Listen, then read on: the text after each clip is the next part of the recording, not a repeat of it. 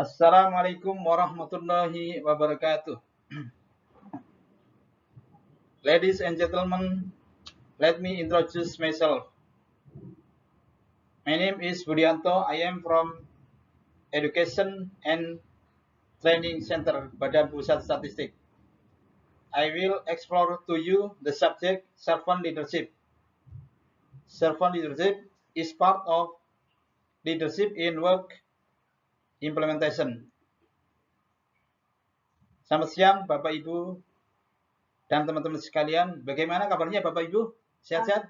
Alhamdulillah. Alhamdulillah sehat-sehat. Bapak-bapaknya gimana?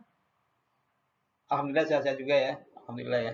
Baik, Bapak Ibu sekalian, saya akan menyampaikan materi tentang servant leadership.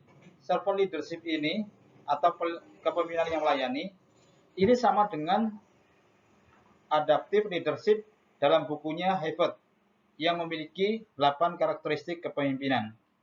Ini juga sama dengan kepemimpinan Seven Habits dalam bukunya Stephen Covey. Ini memiliki 7 ciri kebiasaan yang dimiliki oleh pemimpin. Ini juga sama dengan Premier Leadership yang disampaikan oleh Daniel Goleman. Sama juga Maxwell, The 101 Leadership atau 360 The Leadership. Servant leadership itu sendiri atau kepemimpinan pelayan adalah suatu kepemimpinan yang berawal dari perasaan tulus yang timbul dalam hati untuk melayani, menempatkan kebutuhan pengikut sebagai prioritas, menyelesaikan sesuatu bersama orang lain, dan membantu orang lain dalam mencapai tujuan bersama. Nah, ini konsep servant leadership ini pertama kali dikenalkan oleh Robert Greenleaf pada tahun 1970. Ini Greenleaf ini bekerja sebagai Vice President di perusahaan AT&T. Kemudian servant leadership ini dikembangkan oleh Spears sehingga menjadi 10 karakteristik kepemimpinan yang melayani.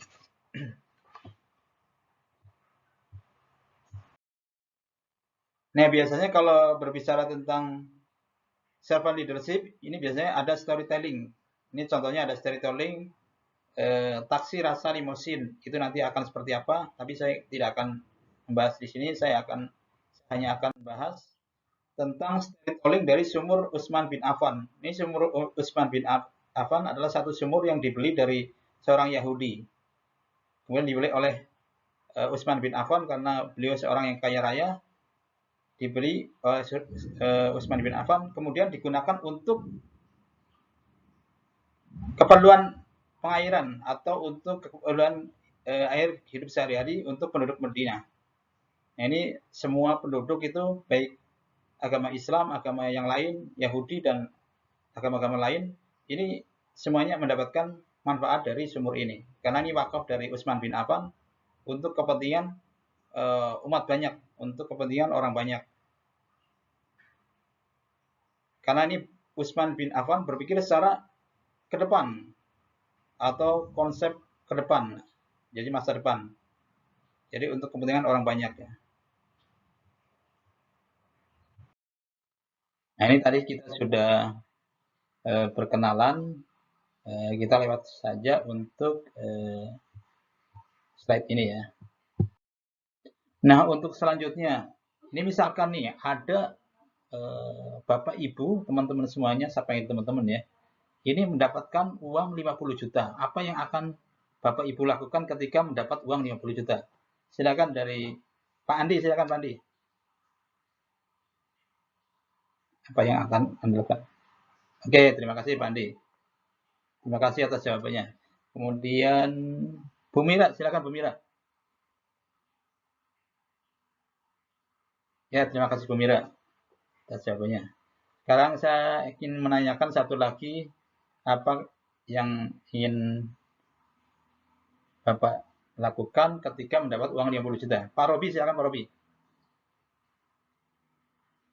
Ya, terima kasih Pak Robi. Ya, kita sudah mendengar jawaban dari ketiga teman kita ya, yaitu Pak Andi, Bu Mira dan Pak Robi. Jadi Bu Mira, Pak Andi menyatakan bahwa, oh kalau saya mendapatkan uang 50 juta, saya akan infak, saya akan wakafkan uang ini untuk yayasan yang saya percaya.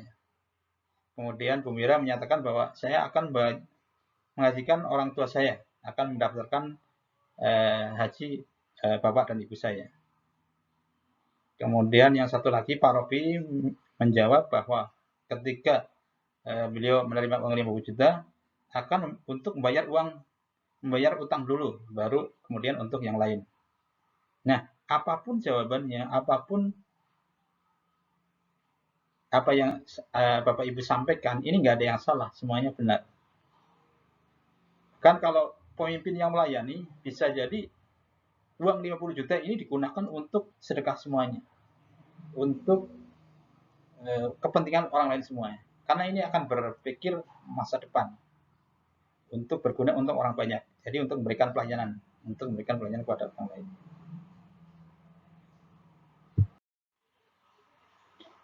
Nah, kemudian deskripsi singkat dari materi KDPP atau kepemimpinan dalam pelaksanaan pekerjaan.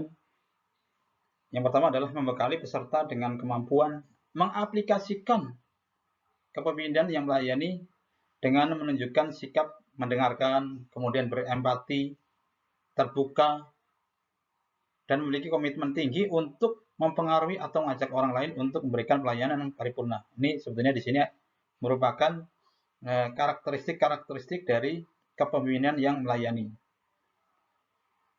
Nah, ini mata pelatihan nanti akan diberikan dengan ceramah, diskusi, studi kasus, simulasi, nonton film, kemudian praktek atau unjuk kerja, implementasi di tempat kerja masing-masing.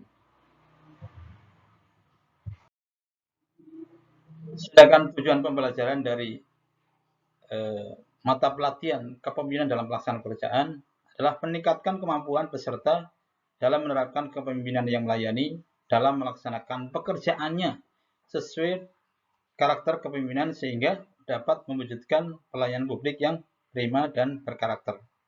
Ini tujuan pembelajarannya ya. Sedangkan indikator dari hasil belajar ini bisa menjelaskan konsep dasar kepemimpinan dalam pelaksanaan pekerjaan. Kemudian menjelaskan pendekatan kepemimpinan dalam pelaksanaan pekerjaan.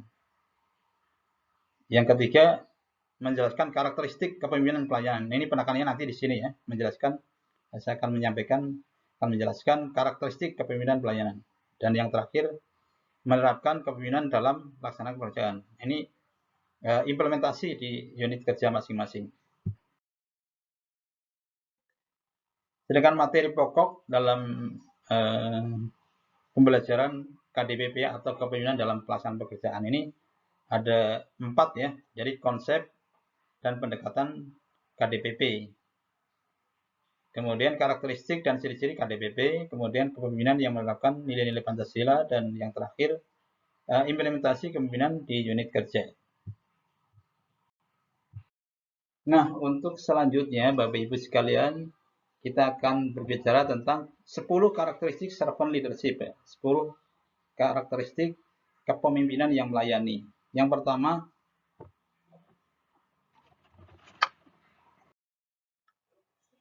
pertama adalah mendengar atau listening. Servant leader mendengarkan dengan penuh perhatian kepada orang lain, mengidentifikasi dan membantu memperjelas keinginan kelompok, juga mendengarkan suara hati dirinya sendiri. Ini kaitannya dengan mendengar ini ada 4 ya. Jadi ada mendengar, membaca, menulis, kemudian bicara. Sedangkan 4 kebiasaan ketika ada orang bicara. Yang pertama, ada yang cuek. Kemudian yang kedua, ada yang pura-pura mendengar. Kemudian ada yang menyeleksi kata-kata yang penting. Yang ketiga, atentif tetapi tidak memahami. Dan yang paling baik memang mendengarkan dengan empati. Ini seperti yang dikatakan oleh Stephen Covey dalam buku 7 Habitat ya. Jadi kita diminta untuk mendengar. Kadang ada orang bicara tapi bisa jadi yang lain malah main HP ya. Kemudian komunikasi yang paling efektif kadang-kadang kita cuek ya. ada orang lain kita cuek ya. Kebiasaan mendengar itu memang yang dengan empati itu harus kita latih, harus kita biasakan ya. Kemudian yang kedua adalah empati. Pemimpin yang melayani adalah mereka yang berusaha memahami rekan kerja dan mampu berempati dengan orang lain. Kalau kata empati ini sebetulnya memasukkan pikiran orang lain ke dalam pikiran kita ya. Tapi itu nggak harus setuju ya. Ya memang ini tidak mudah. Ini sangat sulit ya. Ketika anak kita bermain, kita diajak bermain ya. Mungkin kita nggak mudeng, kita nggak ngerti ya. Tapi kita enjoy aja dengan anak. Ya. Otomatis nanti anak kan akan senang ya, akan menikmati ya. Kemudian mendengar dengan empati itu sesuai dengan kebiasaan kelima dari Stephen Covey ini. Dengan mendengar, kita bisa mendengarkan sudut pandang orang lain. Untuk menjadi pemimpin yang melayani, yang berkarakter mendengar dan empati, ini bisa kita praktekkan dengan dua orang yang berbicara, satu berbicara, satu mendengar. Misalkan yang satu bicara, ini boleh bicara tanpa diinterupsi selama 5 menit ya. Jika ada kehabisan omongan, boleh diam atau duduk saja. Kapanpun ada sesuatu yang ingin dikatakan, boleh bicara lagi. Ini bicaranya selama 5 menit ya. Sedangkan untuk pendengar, tugasnya adalah mendengarkan selama 5 menit ya. Saat mendengarkan ini, beri perhatian yang disengaja ya, kepada pembicara. Jadi yang mendengar itu nggak boleh, yang mendengar itu boleh menanggapi dengan ekspresi wajah, dengan menganggukkan kepala, misalkan gini ya. Atau berkata, baik, saya mengerti ya. Nah untuk topiknya, yang ingin dibicarakan itu hal apa saja, masalah apa saja. Nah yang ketiga ini adalah healing atau penyembuhan. Ini penyembuhan emosinya ya. Jadi seorang leader, servant leader, ini harus mampu menyembuhkan anak buahnya atau rekan kerjanya atau stafnya ya. Jadi mungkin dia ada rasa kecewa, ada rasa sedih, ada rasa murung ya. Itu bisa dikelola, bisa dihandle, bisa ditangani. Kemudian yang keempat adalah awareness atau kesadaran. Kesadaran untuk memahami isu-isu yang melibatkan etika, kekuasaan, dan nilai-nilai.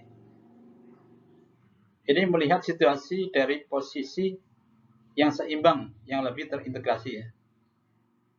Jadi antara peserta maupun WI-nya itu harus paham apa yang harus dilakukan ya. Ketika saya menjadi WI, maka harus menyadari apa yang harus saya lakukan, harus menyampaikan kepada orang lain, harus memberikan kepada orang lain.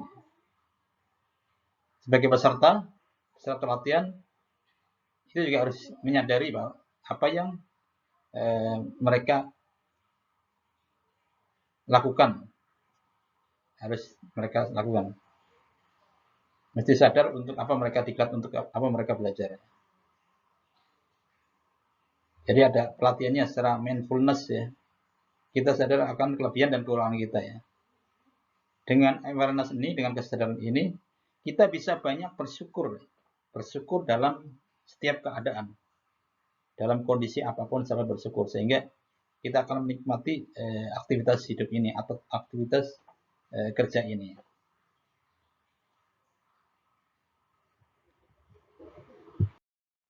Nah, kemudian yang kelima adalah persuasi. Pemimpin yang melayani berusaha meyakinkan orang lain daripada memaksa kepatuhannya. Ini merupakan satu hal yang penting, membedakan antara model otoriter tradisional dengan servant leadership ya. Jadi yang dicari adalah win-win solution. Ini win-win solution merupakan kebiasaan ke-6 dari Stephen Covey, bukunya Stephen Covey ya.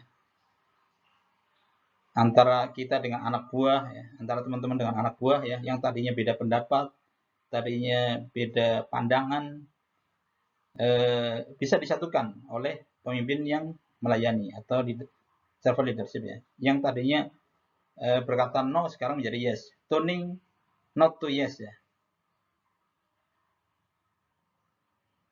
Contoh yang lain misalkan negosiasi antara penjual dan pembeli. Ini kan bagaimana antara penjual dan pembeli merasakan tidak ada yang dirugikan, win-win solution. Antara atasan dan bawahan terjadi win-win solution. Jadi kesepakatan. Jadi tidak ada yang dirugikan. Untuk selanjutnya,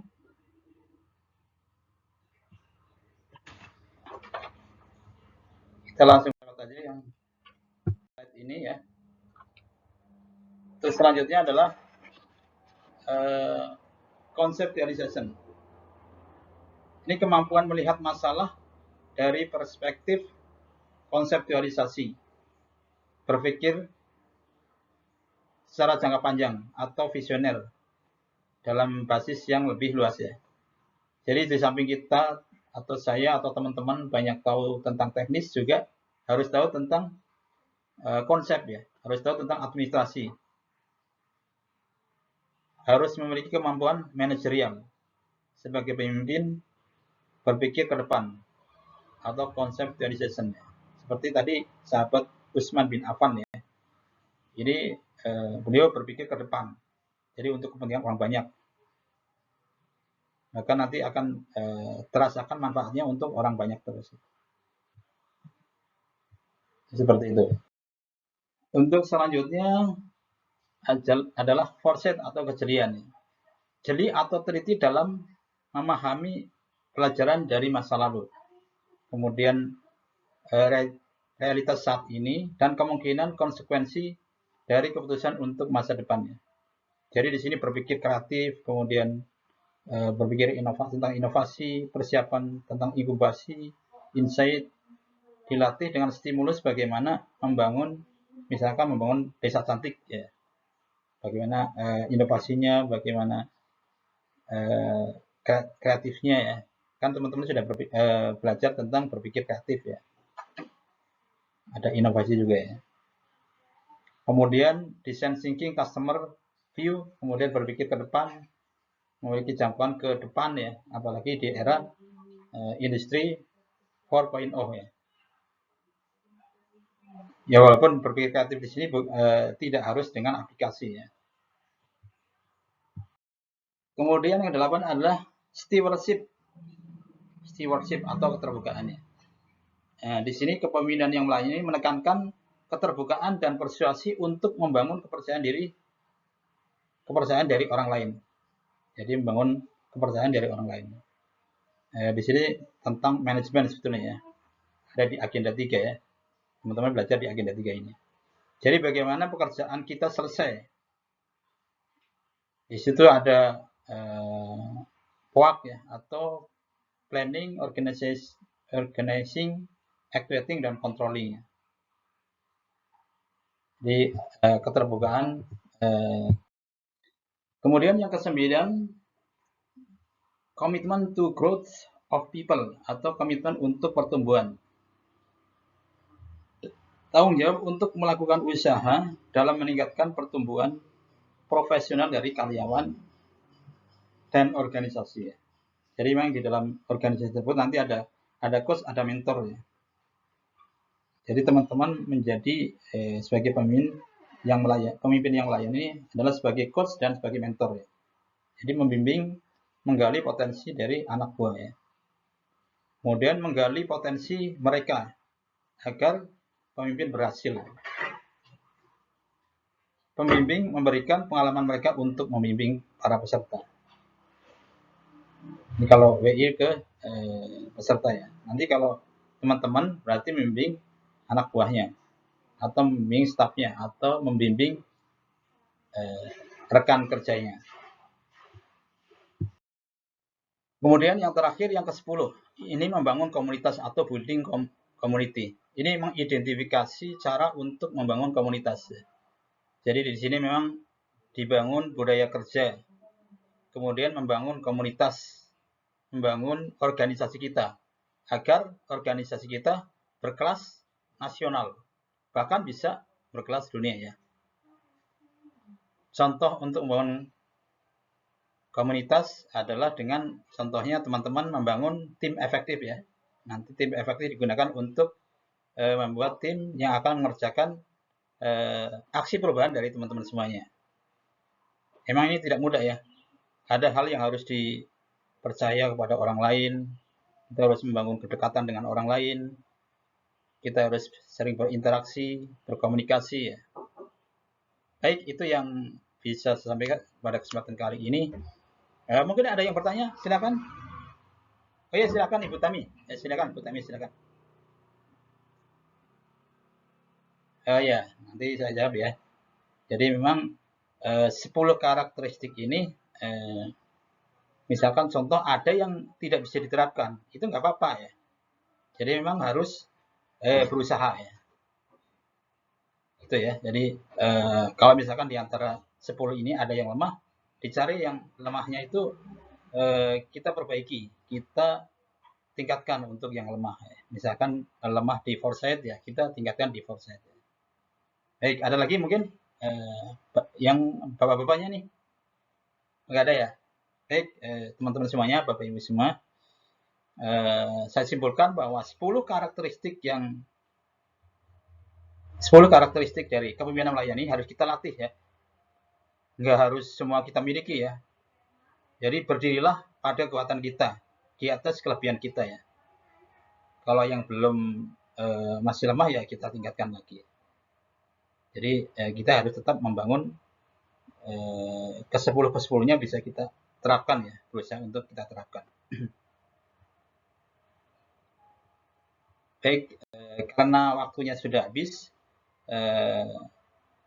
kita akhiri ya. Semoga apa yang saya sampaikan pada kesempatan kali ini Allah berikan keberkahan buat kita, Allah mudahkan kita untuk selalu bisa beraktivitas terus-menerus sehingga menjadi semoga bisa menjadi pemimpin yang selalu melayani. Selamat berkarya, selamat beraktivitas, semoga menjadi pemimpin yang melayani. Merdeka!